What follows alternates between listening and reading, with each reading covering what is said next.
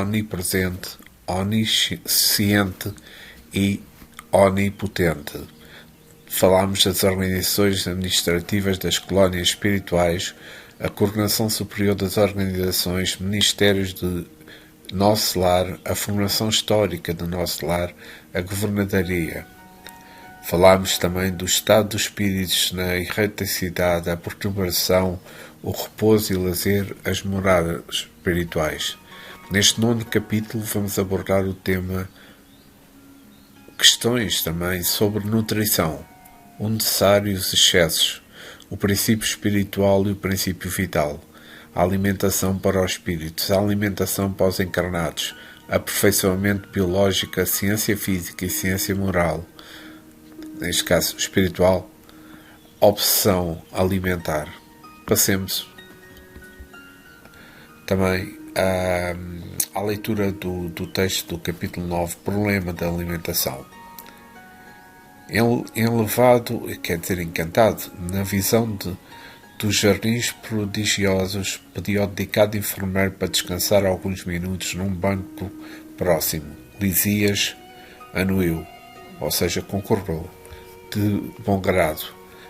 Agradável a sensação de paz me felicitava o espírito. Caprichosos repuxos de água colorida zigue-zagueavam no ar, formando figuras encantadoras. Vou já parar aqui no texto porque há aqui uns fatores que eu gostaria que falássemos. O que é que estaria contribuindo para que André Luís estivesse experimentando essa agradável sensação de paz. Bem, fechamos. O amparo fraterno que recebia a atmosfera fluídica que banhava aquela colónia espiritual e mesmo as paisagens harmónicas em suas formas e aspectos, os esclarecimentos que lhes eram amorosamente oferecidos, faziam que essa sensação estivesse presente. Pois vejamos um apontamento de momentos de meditação de Joana de Ângeles, psicografado pelo médium Divaldo Franco, no capítulo 12, resguardante na paz, onde ela diz: a paz é conquista interior, a paz é iluminação interna, a paz é a presença divina no indivíduo. Resguarda-te, pois, em paz e deixa o tempo transcorrer, porquanto ele conseguirá fazer amanhã o que hoje te parece impossível conseguir. Jesus na montanha das bem-aventuranças, ou no jardim das oliveiras, ou no Calvário, manteve a paz. É a razão da certeza de saber que Deus estava com ele e, por consequência, ele estava com Deus. Paz é Deus na mente e no coração. Muito, muito giro e muito, muito importante este apontamento de Joana de Ângeles. Voltemos ao texto. Quem observa esta colmeia imensa de serviço, ponderei, é induzido a examinar numerosos problemas. E o abastecimento? Não tenho notícia de um Ministério da Economia? Antigamente, explicou o paciente interlocutor neste caso, dizias, os serviços desta natureza assumiam feição mais destacada. Deliberou, porém, o atual governador atenuar todas essas expressões de vida que nos recordassem os fenómenos puramente materiais.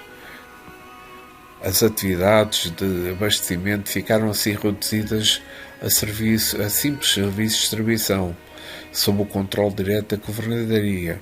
Aliás, a Previdência constitui medidas mais benéficas. Pois, paremos novamente aqui e vejamos. Porque seria que o nosso lar não teria um Ministério da Economia para controlar o abastecimento alimentar da colónia?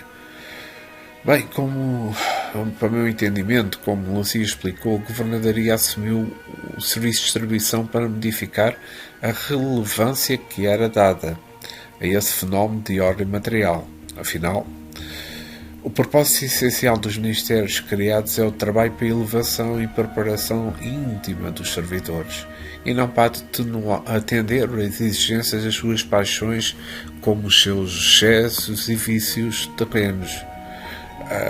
Pois aqui esta parte também se torna importante, mas vejamos Allan Kardec, no Livro dos Espíritos, na pergunta 715, como o homem pode conhecer o limite do necessário?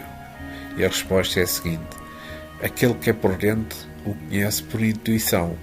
Muitos só chegam a conhecê-los por experiência e à sua própria custa. Na pergunta 716, novamente Kardec pergunta: mediante a organização que nos deu, a natureza não traçou o limite das nossas necessidades? A resposta dos espíritos superiores é a seguinte: sem dúvida, mas o homem é insaciável, por meio da organização que lhes deu. A natureza lhe traçou o limite das necessidades, porém os vícios lhe alteraram essa organização e lhe criaram necessidades que não são reais, excessos. A paixão propriamente dita, conforme habitualmente se entende, é o exagero de uma necessidade ou de um sentimento. Está no excesso e não na causa, e esse excesso torna-se mau quando tem por consequência um mal qualquer. Toda a paixão que aproxima a pessoa da natureza primitiva afasta da sua natureza espiritual. Todo o sentimento que leva a pessoa acima da natureza primitiva revela a predominância do espírito sobre a matéria e a aproximação da perfeição. Depois voltamos ao texto. Rezam os anais que a colónia, há um século, lutava com extremas dificuldades para adaptar os habitantes às leis da simplicidade, continuava Lisias. Muitos recém-chegados ao nosso lar duplicavam exigências. Queriam mesas lautas, bebidas excitantes, dilatando velhos vícios terrenos. Apenas o Ministério da União Divina ficou imune a tais abusos. Pelas características que lhe são próprias, no entanto, os demais viviam sobrecarregados de angustiosos problemas desta ordem. Pois aqui é muito claro, porque o nosso lar é uma colónia espiritual no umbral. E quando acordamos no umbral, ainda estamos completamente ligados às regras, aos excessos, a tudo do que é terreno. Mas vejamos esta pergunta, que eu acho que também é interessante. Mesmo sem um organismo físico, os espíritos podem apresentar necessidades de mesas lautas e bebidas excitantes? Pois vejamos a resposta que eu aqui mencionei. Os vícios a que submetemos o nosso corpo físico são, antes de tudo, comportamentos condicionantes da mente que desequilibram o corpo perispiritual em sua harmonia. O espírito foi criado para a liberdade. Qualquer dependência material é motivo de conflito para a sua natureza. Voltemos ao texto. Continuava Lisias. O governador atual, todavia, não poupou esforços. Tanto logo assumiu obrigações administrativas, adotou providências justas. Antigos missionários daqui puseram-me ao corrente de curiosos acontecimentos.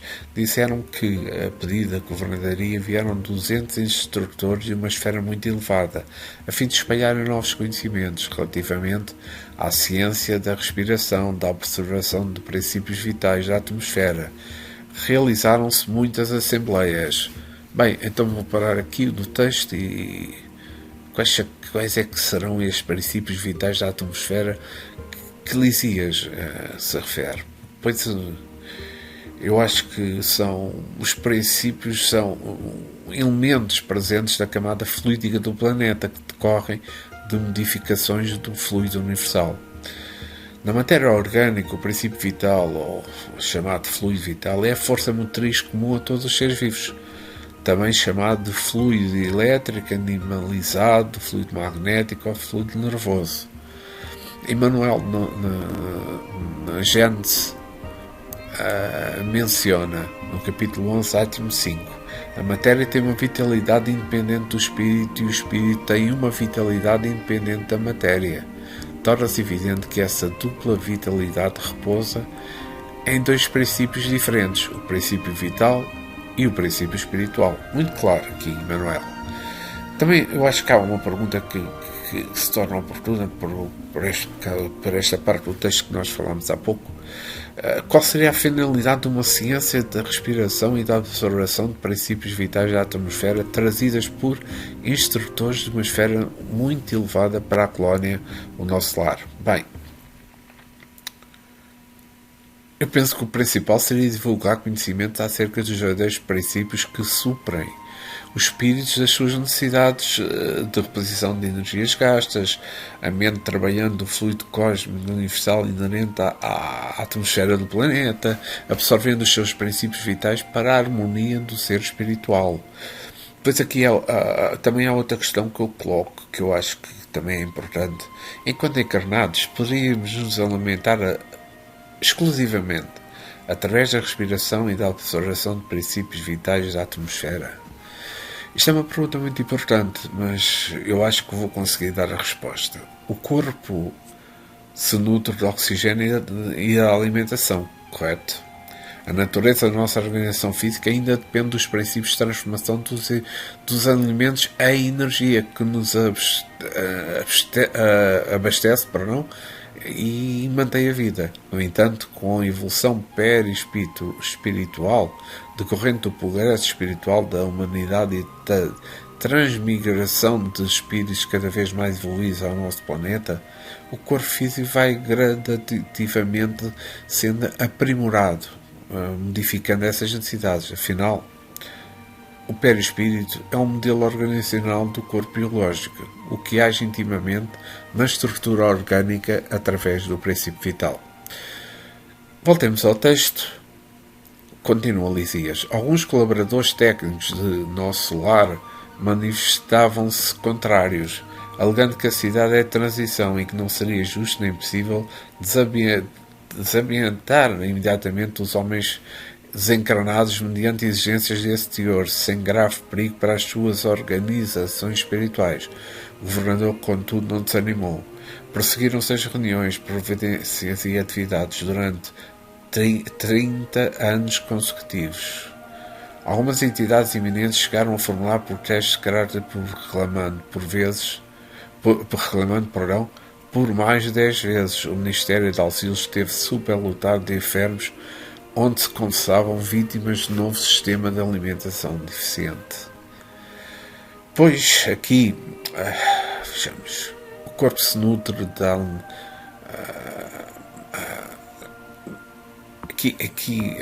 peço desculpa,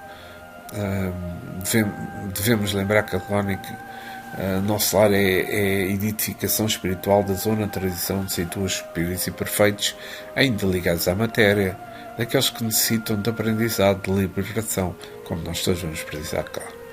E como toda a organização espiritual está igualmente sujeita à progressão evolutiva através do trabalho e vontade de crescimento dos seus habitantes, numa luta íntima, constante entre paixões materiais e sublimação espiritual. Bem, esta sublutação que é mencionada no texto de enfermos que confessavam vítimas do novo sistema de alimentação deficiente, isto para mim quer dizer que o espírito, presidindo a formação do seu perispírito, claro, torna-se vítima do seu próprio desequilíbrio. Enquanto encarnado, viciamos a mente em exageros para o corpo físico. Encontramos-se agora no plano espiritual desejosos dos mesmos hábitos. E na ausência de alimentos substanciosos e bebidas estimulantes, remete mentalmente a sua condição espiritual à criação de novas necessidades a que submeteu aquele corpo extinto. Eu acho que há um apontamento que eu tirei da Revista Espírita de junho de 1868, do tema A Fome e os Espíritos, onde nesta revista está realçado: a quem quer que não conheça a verdadeira constituição do mundo invisível, parecerá estranho que espíritos, que segundo eles são seres abstratos e materiais, indefinidos, sem corpo, vítimas de horrores da fome, mas o espanto cessa quando se sabe que esses mesmos espíritos são seres como nós, que têm um corpo fluídico, mas que não deixa de ser matéria, que, deixando o seu invólucro carnal, certos espíritos continuam a vida terrestre na vida espiritual, com as mesmas vicissitudes, durante um tempo mais ou menos longo. Isto parece singular, mas é observação. E a observação nos ensina, claro, que tal é a situação dos espíritos que vivem mais a vida material do que a vida espiritual, situações por vezes terríveis, porque a ilusão das necessidades da carne faz sentir, e se tem todas as angústias de uma necessidade impossível de satisfazer. Acho que ficou muito claro esta parte. Voltemos ao texto, Lisias. Nesses períodos, os opositores da redução multiplicavam-se acusações. O governador, porém, jamais castigou alguém, convocava os adversários da medida a palácio e expunha-lhes paternalmente os projetos e as finalidades do regime. Destacava-se a superioridade dos métodos de espiritualização, facilitava-se aos mais rebeldes inimigos do novo processo variáveis excursões de estudo, em planos mais elevados do que o nosso, ganhando assim maior número de adeptos. Bem, aqui nós temos estes métodos utilizados pelo governador para implementar tão difícil objetivo. Para mim isto é muito mais que uma estratégia, a superiorização dos métodos de espiritualização imposta pelo governador, sustentando por sua própria visão um sentimento elevado. Intencionava engrandecer a compreensão daqueles espíritos ainda tão materializados em seus hábitos. Mas aqui há outra questão que eu acho que o apontamento da Agenda de Luz de Emmanuel, psicografado por Francisco Cândido Xavier na parte das provações, onde menciona Emmanuel: nas provações que suportas com paciência e naquilo que fazes com amor, a caridade perante os outros te mostra o retrato do coração. Em qualquer circunstância, porém, não te esqueças de que os opositores são filhos teus, tanto quanto nós, sempre credores de nosso respeito e de nossa consideração. Voltemos então ao texto e, ante pausa mais longa, reclamei interessado. Isto, André Luís. Continue, por favor, meu caro Lisias. Como terminou a luta edificante? Lisias continuou. Depois de 21 anos de perseverantes demonstrações por parte da Governadoria, aderiu o Ministério de Elevação, passando a abastecer-se apenas do indispensável. O mesmo não aconteceu com o Ministério do Esclarecimento, que demorou muito mais a assumir compromisso, em vistas dos numerosos espíritos dedicados às ciências matemáticas que ali trabalhavam.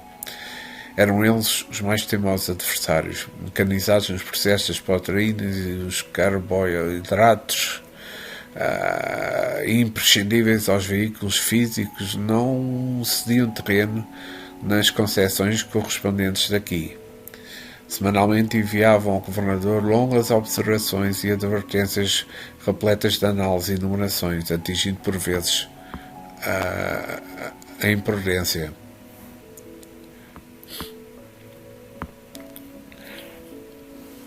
Aqui há uma parte que eu acho que é importante, que no Livro dos Espíritos,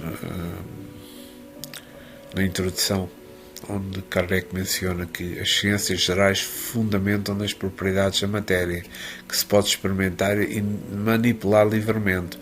Os fenómenos dos espíritos se aproximam da ação de inteligências dotadas de vontade própria e nos provocam a cada instante que não estão subordinados aos nossos caprichos.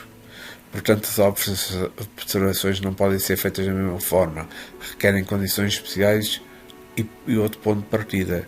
Querer submetê-las aos processos comuns de investigação é estabelecer semelhanças que realmente não existem. Continuando o texto, o velho governador, contudo, nunca agiu por si próprio, requisitou a assistência de nobres mentores que nos orientam através do Ministério da União Divina e jamais deixou o menor boletim de esclarecimento sem exame minucioso. Enquanto argumentavam os cientistas e a governaria contemporizava, formaram-se perigosos distúrbios no antigo Parlamento da Regeneração, hoje transformado em Ministério. Encorajados pela rebelia dos cooperadores do esclarecimento, os espíritos menos elevados que ali se recolhia entregaram-se a condenáveis manifestações. Tudo isso provocou enormes decisões nos órgãos coletivos nosso lar, dando ensejo a perigoso assalto das multidões obscuras do umbral que tentavam invadir a cidade, aproveitando brechas nos serviços da regeneração, onde grande número dos colaboradores entretinha certo intercâmbio clandestino em virtude dos vícios da alimentação. Pois aqui, como é possível haver um intercâmbio clandestino numa colónia espiritual? Mas a realidade é que nada fica oculto aos espíritos superiores que respeitam o livre-arbítrio dos inferiores. Podem permitir desvios para que as consequências surjam e sirvam de aprendizado a todos. Imagine um cenário de espíritos menos elevados, em regeneração, que buscam usufruir das sensações alimentares junto à crosta, acabando servindo de canais de sintonia inferior, sujeitando o nosso lar a um aparente perigo. No entanto, uma colónia espiritual organizada, constituída e fortalecida num trabalho constante em sintonia com o amor divino, amparada assim pelos espíritos mais elevados, jamais ficaria enfraquecida, sujeita a ideias e vícios inferiores. Com certeza, a inferioridade dos espíritos ali recolhidos e as imperfeições dos colaboradores do esclarecimento que os encorajavam já eram previstas e administráveis através de recursos acessíveis. Pois vejamos, a alimentação está associada no psiquismo humano a todo um conjunto de fatores emocionais que vão além do simples manutenção da vida orgânica. Diante de algo que nos incomoda, seja a necessidade de afeto, da não aceitação do corpo ou de alguma circunstância vivida em nossas próprias dificuldades emocionais, por exemplo, através da compulsão alimentar, psicoespírita, fugimos da compulsão alimentar, fugimos procurando algo que nos proporciona prazer momentâneo e postergando o encontro connosco mesmo. Claro que a partir de uma perspectiva de psicologia espírita não podemos esquecer o intercâmbio constante com o mundo espiritual, de modo que, afinizados connosco, desencarnados ainda muito ligados ao plano material, desejosos de sensações físicas, estimulam tais comportamentos, dos quais pensam se beneficiar, assimilando as sensações dos encarnados. Este foi um apontamento que tirei da psicologia espírita, um blog de Michel. Voltemos ao texto.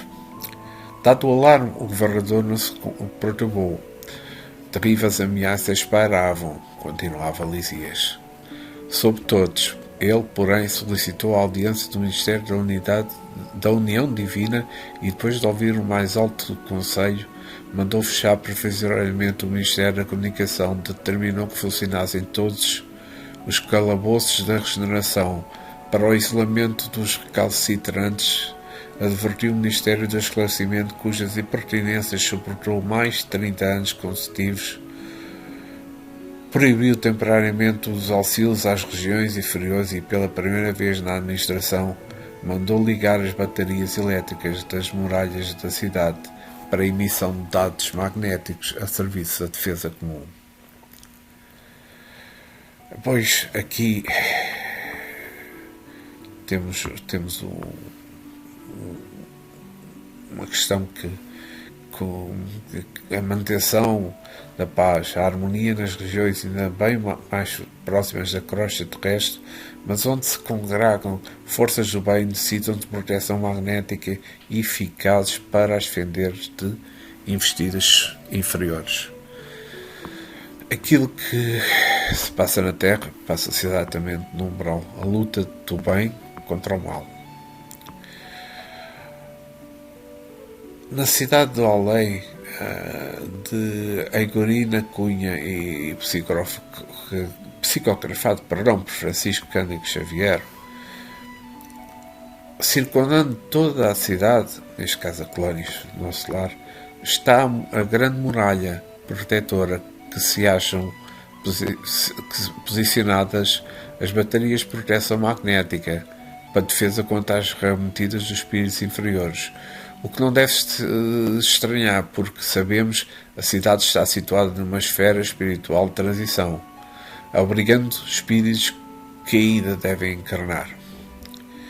Voltemos ao texto. Lisias continuou. Não houve combate nem ofensiva da colónia, mas resistência resoluta. Por mais de 6 meses, os servidores da alimentação em nosso lar foram reduzidos à inalação de princípios vitais da atmosfera, através da respiração e álcool misturada a elementos solares, elétricos e magnéticos. A colónia ficou então sabendo o que vem a ser a indignação do espírito manso e justo. Fim do período mais agudo, a governadoria estava vitoriosa. O próprio Ministério do Esclarecimento reconheceu o erro e cooperou nos trabalhos de reajustamento. Houve nesses com menos regozijo público e dizem que, em meio da alegria geral, o governador chorou sensibilizado, declarando que a compreensão geral constituía o verdadeiro prémio ao coração. A cidade voltou ao movimento normal. Em exemplo, este comportamento, em exemplo da mansidão, a justiça do governador em nosso lar, que devemos preservar sempre, no amor, na paz, na harmonia, traz-me dizer que se caminhas sobre chuvas, ofensas e maldições, cultiva a mansidão e exercita a piedade. Se atravessas provas rudes apresentadas por aflições contínuas, guarda-te na mansidão e desenvolve a piedade. Se sofres agressões prolongadas que não se justifica, permanece na mansidão e desenvolve a piedade. Se tombas nas oscilações bem ou tecidas propostas por adversários desencarnados ou não, mantém-te na mansidão, derrama a piedade. Se te instigam circunstâncias rudes e tudo parece conspirar contra tuas lutas de redenção, não te descures. Ou seja, esquece, na mansidão nem na piedade. Mansidão e piedade em qualquer circunstância, sempre. Mansidão coloca-te no interior, salva a agressividade dos que comprazem no mal.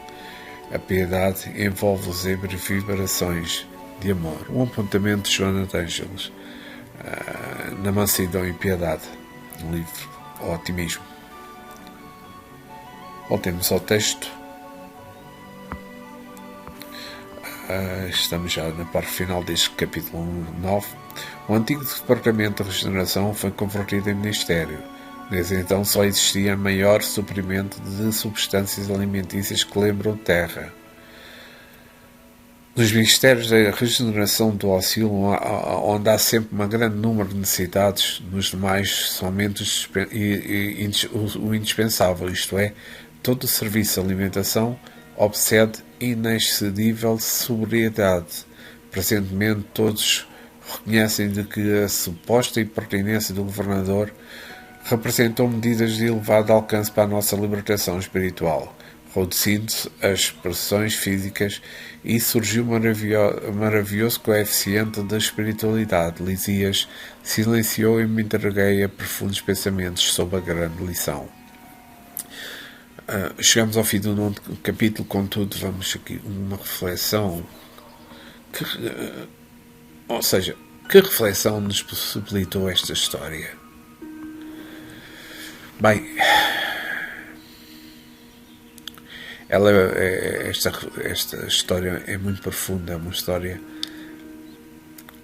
da luta de todos, da luta que vemos, da luta que sentimos, da luta